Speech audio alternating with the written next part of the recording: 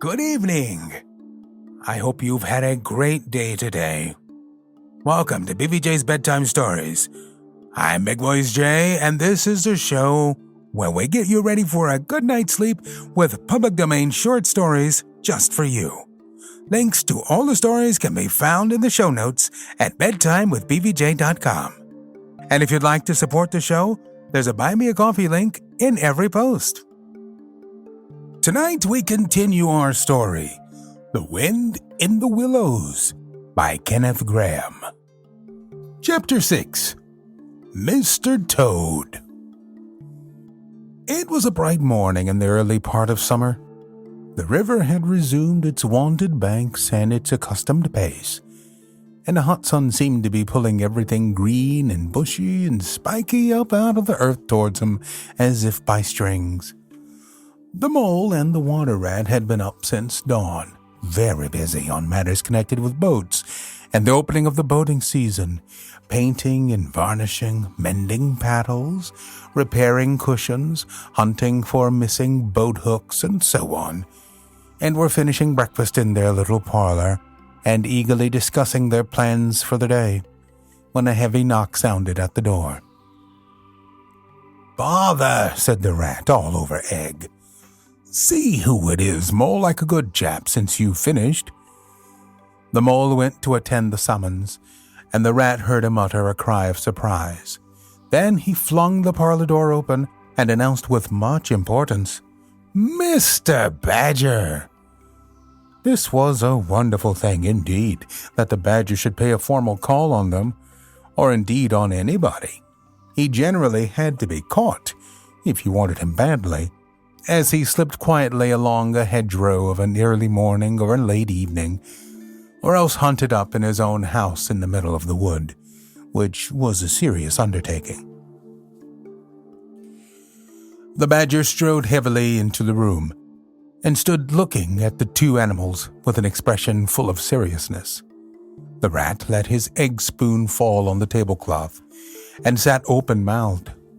"The hour has come," said the badger at last, with great solemnity. "What hour?" asked the rat uneasily, glancing at the clock on the mantelpiece. "Whose hour, you should rather say," replied the badger.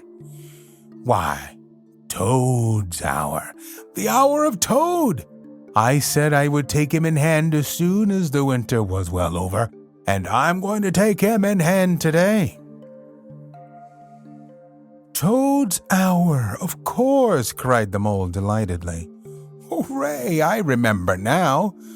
We'll teach him to be a sensible toad." "This very morning," continued the badger, taking an armchair, "as I learned last night from a trustworthy source, another new and exceptionally powerful motor car will arrive at Toad Hall on approval or return. At this very moment, perhaps Toad is busy arraying himself in those singularly hideous habiliments so dear to him, which transform him from a comparatively good-looking toad into an object which throws any decent-minded animal that comes across it into a violent fit. We must be up and doing ere it is too late. You two animals will accompany me instantly to Toad Hall, and the work of rescue shall be accomplished." "Right you are," cried the rat, starting up. "We'll rescue the poor unhappy animal. We'll convert him. He'll be the most converted toad that ever was before we're done with him." They set off, up on the road, in their mission of mercy, Badger leading the way. Animals, when in company, walk in a proper and sensible manner, in single file, instead of sprawling all across the road and being of no use or support to each other in case of sudden trouble or danger. They reached the carriage drive of Toad Hall, to find, as the badger had anticipated, a shiny new motor car of great size, painted a bright red, Toad's favorite color, standing in front of the house. As they neared the door, it was flung open, and Mr. Toad, arrayed in goggles, cap, gaiters, and enormous overcoat, came swaggering down the steps, drawing on his gauntleted gloves. "Hello! Come on, you fellows," he cried cheerfully on catching sight of them. "You're just in time to come with me for a jolly. Jolly.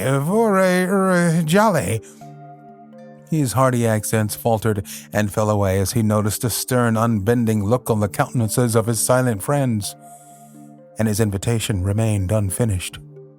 The badger strode up the steps. "Take him inside," he said sternly to his companions. Then, as Toad was hustled through the door, struggling and protesting, he turned to the chauffeur in charge of the new motor car. "I'm afraid you won't be wanted today," he said. "Mr. Toad has changed his mind. He will not require the car. Please understand that this is final. You needn't wait." Then he followed the others inside and shut the door. "Now then," he said to the Toad, when the four of them stood together in the hall. "First of all, take those ridiculous things off." "Shan't," replied Toad with great spirit. "What is the meaning of this gross outrage? I demand an instant explanation." "Take them off him then, you two," ordered the badger briefly. They had to lay Toad out on the floor, kicking and calling all sorts of names before they could get to work properly. Then the rat sat on him, and the mole got his motor clothes off him bit by bit, and they stood him up on his legs again. A good deal of his blustering spirit seemed to have evaporated with the removal of his fine panoply. Now that he was merely Toad and no longer the terror of the highway, he giggled feebly and looked from one to the other appealingly, seeming quite to understand the situation. "You knew it must come to this sooner or later, Toad," the badger explained severely. "You've disregarded all the warnings we've given you, and you've gone on squandering the money your father left you. And you're getting us animals a bad name in the district by your furious driving and your smashes and your rows with the police. Independence is all very well, but we animals never allow our friends to make fools of themselves beyond a certain limit, and that limit you've reached. Now, you're a good fellow in many respects, and I don't want to be too hard on you. I'll make one more effort to bring you to reason. You will come with me into the smoking room, and there you will hear some facts about yourself. And we'll see whether you come out of that room the same Toad that you went in." He took Toad firmly by the arm, led him into the smoking room, and closed the door behind them. "That's no good," said the rat contemptuously. "Talking to Toad'll never cure him. He'll say anything." They made themselves comfortable in armchairs and waited patiently. Through the closed door, they could just hear the long, continuous drone of the badger's voice, rising and falling in waves of oratory, and presently they noticed that the sermon began to be punctuated at intervals by long-drawn sobs, evidently proceeding from the bosom of Toad, who was a soft-hearted and affectionate fellow, very easily converted, for the time being, to any point of view. After some 3/4 of an hour, the door opened, and the badger reappeared, solemnly leading by the paw a very limp and dejected Toad.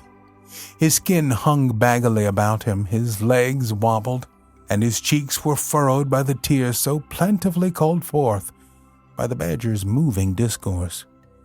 "Sit down there, Toad," said the badger kindly, pointing to a chair. "My friends," he went on, "I am pleased to inform you that Toad has at last seen the error of his ways. He is truly sorry for his misguided conduct in the past, and he has undertaken to give up motor cars entirely and forever. I have his solemn promise to that effect." "That is very good news," said the mole gravely. "Very good news, indeed," observed the rat dubiously. If only. He was looking very hard at Toad as he said this, and could not help thinking he perceived something vaguely resembling a twinkle in that animal's still sorrowful eye. "There's only one thing more to be done," continued the gratified badger. "Toad, I want you solemnly to repeat, before your friends here, what you fully admitted to me in the smoking room just now. First, you are sorry for what you've done, and you see the folly of it all." There was a long pause. Toad looked desperately this way and that, while the other animals waited in grave silence. At last, he spoke. "No," he said, a little sullenly but stoutly. "I'm not sorry, and it wasn't folly at all. It was simply glorious." "What?" cried the badger, greatly scandalized. "You backsliding animal! Didn't you tell me just now in there—" "Oh, yes, in there," said Toad impatiently. "I'd have said anything in there. You're so eloquent, dear badger, and so moving, and so convincing, and put all your points so frightfully well. You can do what you like with me in there, and you know it. But I've been searching my mind since and going over things in it, and I find that I'm not a bit sorry or repentant, really, so it's no earthly good saying I am now, is it?"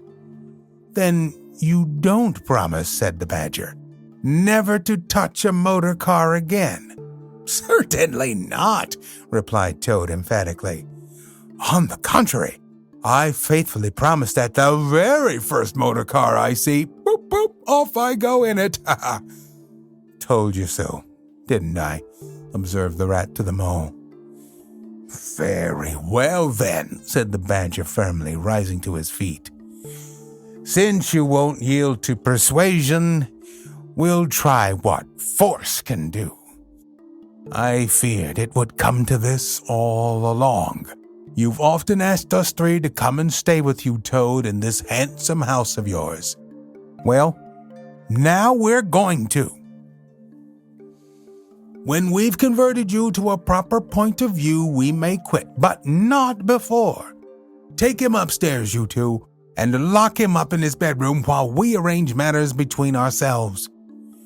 "It's for your own good, Toady, you know," said the rat kindly, as Toad, kicking and struggling, was hauled up the stairs by his two faithful friends. "Think what fun we shall all have together, just as we used to when you have quite got over this painful attack of yours." "We'll take great care of everything for you till you're well, Toad," said the mole, "and we'll see your money isn't wasted as it has been." "No more of those regrettable incidents with the police, Toad," said the rat as they thrust him into his bedroom. "And no more weeks in hospital, being ordered about by female nurses, Toad," added the mole, turning the key on him. They descended the stair, Toad shouting abuse at them through the keyhole, and the three friends then met in conference on the situation. "It's going to be a tedious business," said the badger, sighing. "I've never seen Toad so determined. However, we will see it out. He must never be left an instant unguarded. We shall have to take it in turns to be with him till the poison has worked itself out of his system." They arranged watches accordingly. Each animal took it in turns to sleep in Toad's room at night, and they divided the day up between them. At first, Toad was undoubtedly very trying to his careful guardians.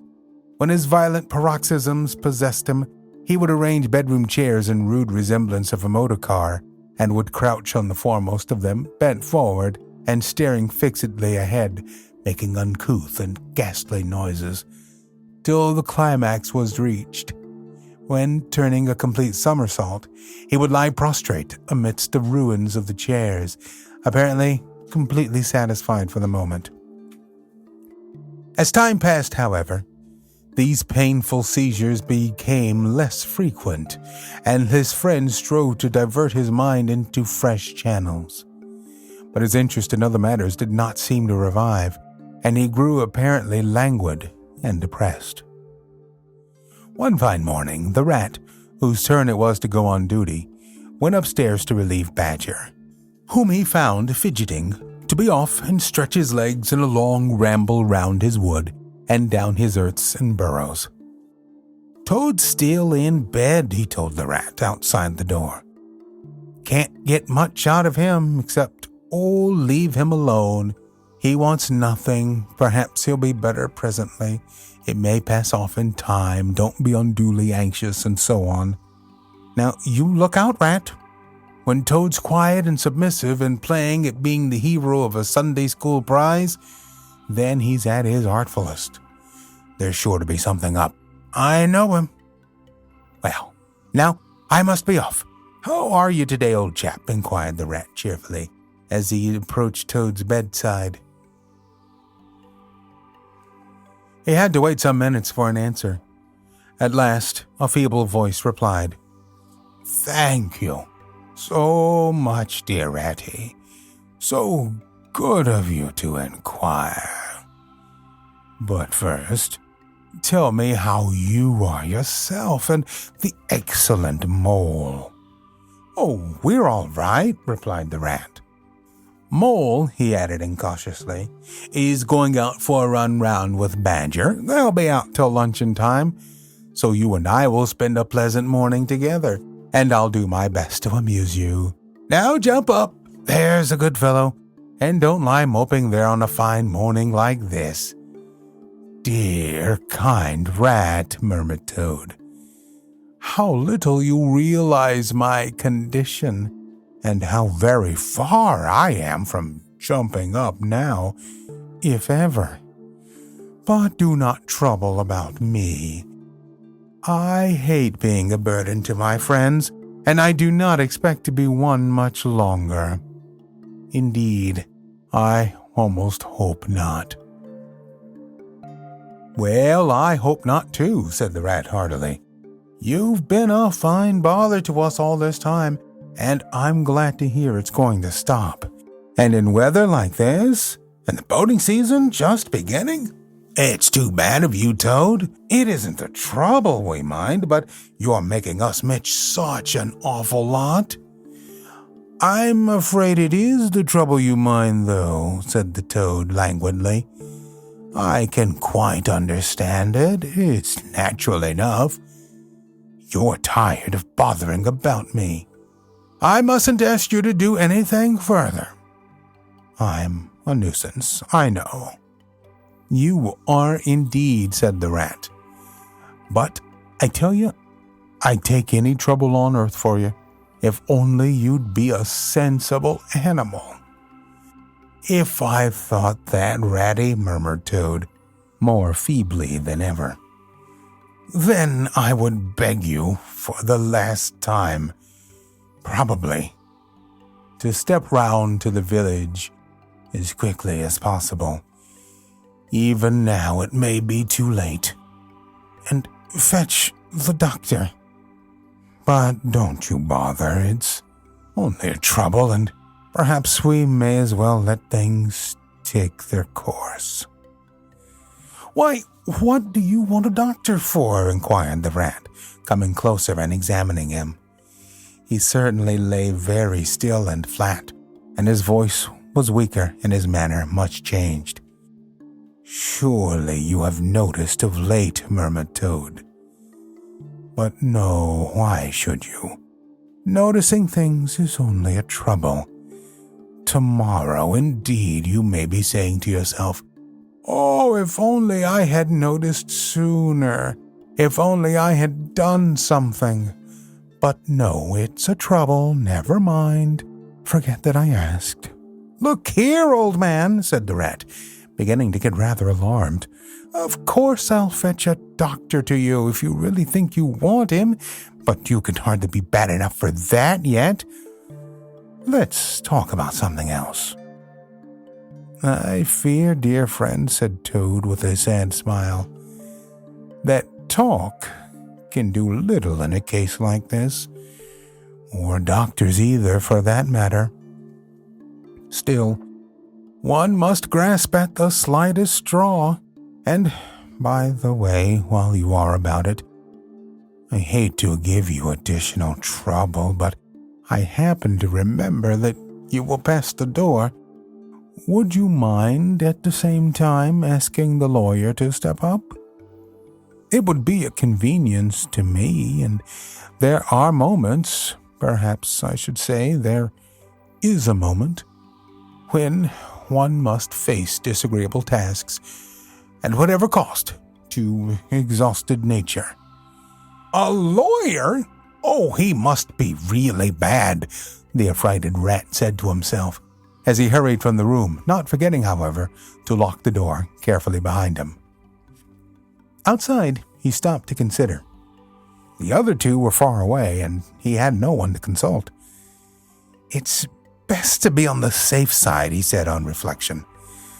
I've known Toad fancy himself frightfully bad before, without the slightest reason, but I've never heard him ask for a lawyer. If there's nothing really the matter, the doctor will tell him he's wrong and cheer him up, and that'll be something gained. I'd better humor him and go. It won't take very long. So he ran off to the village on his errand of mercy. The toad, who had hopped lightly out of bed as soon as he heard the key turned in the lock, watched him eagerly from the window till he disappeared down the carriage drive. Then, laughing heartily, he dressed as quickly as possible in the smartest suit he could lay hands on at the moment, filled his pockets with cash, which he took from a small drawer in the dressing table, and next, knotting the sheets from his bed together and tying one end of the improvised rope round the central mullion of the handsome Tudor window, which formed such a feature of his bedroom, he scrambled out, slid lightly to the ground, and, taking the opposite direction to the rat, marched off light-heartedly, whistling a merry tune. It was a gloomy luncheon for Rat when the Badger and the Mole at length returned, and he had to face them at table with his pitiful and unconvincing story. The Badger's caustic, not to say brutal, remarks may be imagined, and therefore passed over, but it was painful to the Rat that even the Mole, though he took his friend's side as far as possible, could not help saying, "You've been a bit of a duffer this time, Ratty. Toad, too, of all animals." "He did it awfully well," said the crestfallen Rat. "He did you awfully well," rejoined the Badger hotly. "However, talking won't mend matters. He's got clear away for the time, that's certain. And the worst of it is, he'll be so conceited with what he'll think is his cleverness that he may commit any folly. One comfort is, we're free now, and needn't waste any more of our precious time doing sentry go. But we'd better continue to sleep at Toad Hall for a while longer. Toad may be brought back at any moment, on a stretcher or between two policemen." So spoke the Badger, not knowing what the future held in store, or how much water, and of how turbid a character, was to run under bridges before Toad should sit at ease again in his ancestral hall. Meanwhile, Toad, gay and irresponsible, was walking briskly along the high road some miles from home. At first he had taken bypaths and crossed many fields, and changed his course several times in case of pursuit, but now, feeling by this time safe from recapture, and the sun smiling brightly on him, and all nature joining in a chorus of approval to the song of self-praise that his own heart was singing to him, he almost danced along the road in his satisfaction and conceit. "Smart piece of work, that," he remarked to himself, chuckling. "Brain against brute force, and brain came out on top, as it's bound to do. Poor old Ratty. Aye, won't he catch it when the Badger gets back? A worthy fellow, Ratty, with many good qualities, but very little intelligence, and absolutely no education. I must take him in hand some day and see if I can't make something out of him." Filled full of conceited thoughts such as these, he strode along, his head in the air, till he reached a little town, with a sign of the Red Lion swinging across the road halfway down the main street reminded him that he had not breakfasted that day and that he was exceedingly hungry after his long walk. He marched into the inn, ordered the best luncheon that could be provided at so short a notice, and sat down to eat it in the coffee room. He was about halfway through his meal when an only too familiar sound, approaching down the street, made him start and fall a trembling all over. The boop boop drew nearer and nearer. The car could be heard to turn into the inn yard and come to a stop. And Toad had to hold on to the leg of the table to conceal his overmastering emotion. Presently the party entered the coffee room, hungry, talkative, and gay, voluble on their experiences of the morning and the merits of the chariot that had brought them along so well. Toad listened eagerly, all ears, for a time. At last, he could stand it no longer. He slipped out of the room quietly, paid his bill at the bar, and as soon as he got outside, sauntered round quietly to the inn yard. "There cannot be any harm," he said to himself, "in my only just looking at it."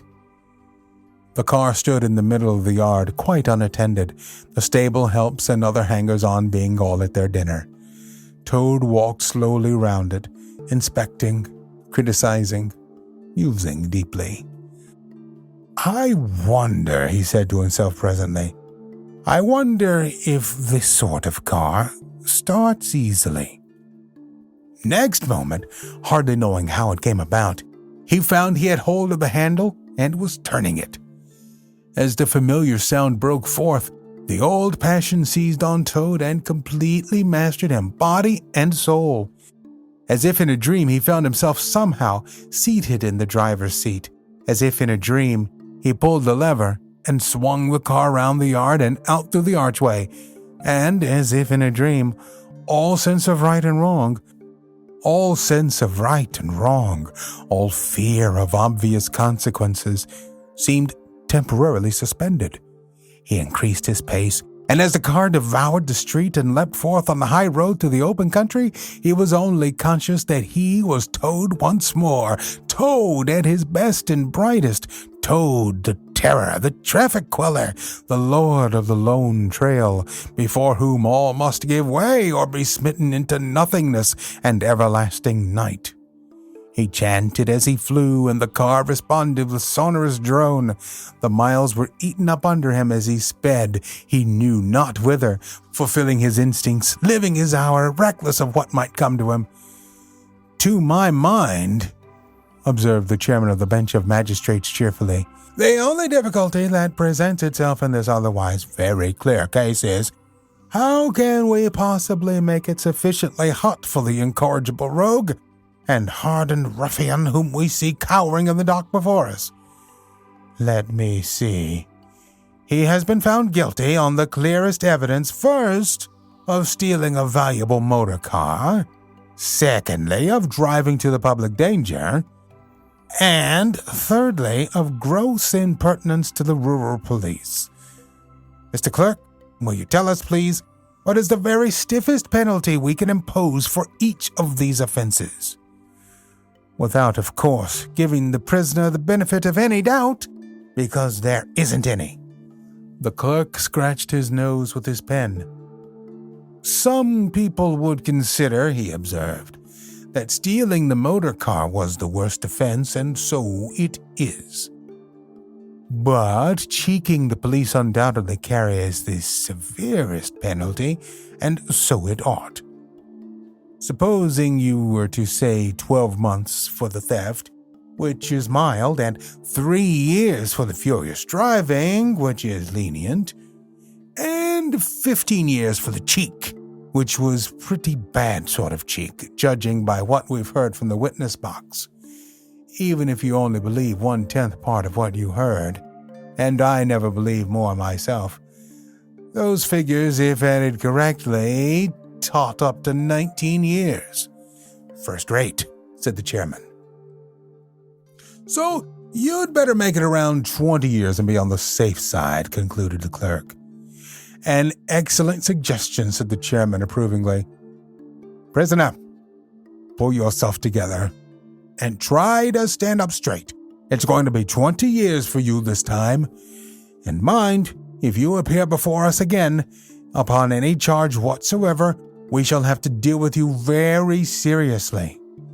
Then the brutal minions of the law fell upon the hapless Toad, loaded him with chains, and dragged him from the courthouse, shrieking, braying, protesting, across the marketplace, where the playful populace, always as severe upon detected crime as they are sympathetic and helpful when one is merely wanted, assailed him with jeers, carrots, and popular catchwords. Past hooting school children, their innocent faces lit up with the pleasure they ever derive from the sight of a gentleman in difficulties. Across the hollow-sounding drawbridge, below the spiky portcullis, under the frowning archway of the grim old castle, whose ancient towers soared high overhead, past guardrooms full of grinning soldiers off duty, past sentries who coughed in a horrid, sarcastic way, because that is as much as a sentry on his post dare do to show his contempt and abhorrence of crime. Up time-worn winding stairs, past men-at-arms in casket and corselet of steel, darting threatening looks through their vizards, across courtyards where mastiffs strained at their leash and pawed the air to get at him, past ancient warders, their halberds leant against the wall, dozing over a pasty and a flagon of brown ale, on and on, past the rack chamber and the thumbscrew room, past the turning that led to the private scaffold, till they reached the door of the grimmest dungeon that lay in the heart of the innermost keep. There, at last, they paused, where an ancient gaoler sat fingering a bunch of mighty keys. We'll continue our story on our next episode. We are always on the hunt for great stories like these to feature on the show. You can send your suggestions to bigvoicejay@gmail.com. We've got a YouTube channel full of stories from the show. Go to tiny.cc/BVJBedtime. If you found some value in our storytelling tonight, don't forget to show the love. There's a Buy Me a Coffee link on every post. Thank you so much for listening. Good night. Diamond Club hopes you have enjoyed this program.